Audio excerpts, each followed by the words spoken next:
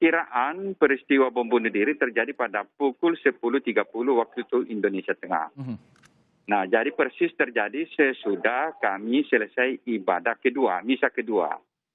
Ya, jadi umat yang ikut ibadah kedua sudah pada pulang. Nah, kebetulan gereja kami ada beberapa pintu masuk dan pintu keluar. Oke. Jadi tidak konsentrasi pada salah satu pintu. Nah, jadi ketika terjadi umat pada pulang lalu yang lain masuk, ya datanglah pelaku bom bunuh diri itu naik motor akan masuk ke dalam lokasi gereja, tetapi sudah diamati oleh petugas keamanan kami. Lalu dia menahan di depan pintu itu dan disitulah terjadi ledakan. Oke, berarti kalau dari pernyataan Anda, Pastor tadi sempat ingin masuk ke dalam ya pelaku ini ya? Ya. Jadi menurut penuturan petugas keamanan saya, dia sudah melihat bahwa ada 2 orang mencurigakan. Oke. Ya, lalu dia amati dan ternyata betul nekat masuk ke dalam lokasi gereja tapi ditahan. Nah. Oke. Ya, ini juga baru, Pastor, karena memang dari tadi kami mendapatkan kesaksian baik itu dari warga ataupun laporan langsung dari jurnalis. Ini kan berada di luar, tapi kan Pastor sendiri ini benar ya berada di dalam gereja Katedral di Jalan Kajau Lalido ini ya? Iya, pintu masuk. Bukan pintu gereja ya. Pintu masuk dalam lokasi gereja. Oke, pintu pagar untuk masuk ke lokasi gereja ya, Pastor? Raya mau masuk ke dalam lokasi gereja, halaman gereja. Lalu ditahan. Ketika itu Pastor sedang dalam aktivitas apa? Kami baru selesai ibadah, jadi saya masuk dalam kamar. Ganti pakaian. Lalu tidak saya berada dalam kamar, lalu saya dengar ledakan yang sangat keras. Sangat keras?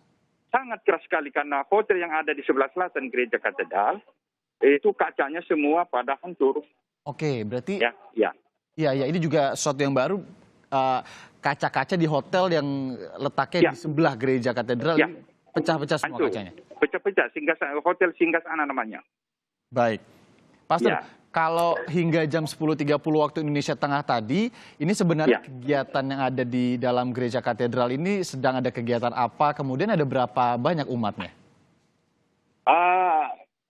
Ini kan semua jam 10 lewat ibadah selesai, jadi kita anjurkan supaya umat yang selesai ibadah langsung pulang. Nah, jam 11 ada lagi ibadah ketiga, itu yang pada datang. Ya, jadi sebetulnya sedang terjadi pergantian cara umat yang selesai beribadah dan yang akan beribadah. Tapi karena pintu masuk dan pintu keluar ada beberapa, sehingga tidak terkonsentrasi di salah satu pintu saja. Nah, jadi yang umat yang luka-luka itu, yang berada dekat lokasi terjadinya pelaku bom bunuh diri dan yang terkena pecahan-pecahan kaca di dalam lokasi gereja saya. Oke, jadi itu terjadi ketika transisi ya, Pastor ya? Ya, pergantian antara yang selesai beribadah dan yang akan beribadah. Ya, yang sudah selesai beribadah, kemudian ada juga yang akan baru mulai beribadah. Setahu penglihatan Pastor sendiri saat kejadian ada umat yang menjadi korban atau mungkin petugas keamanan yang tadi Pastor bilang menahan orang yang diduga pelaku ini kemudian masuk, adakah korban, Pastor, akibat kejadian? Korban luka-luka semua.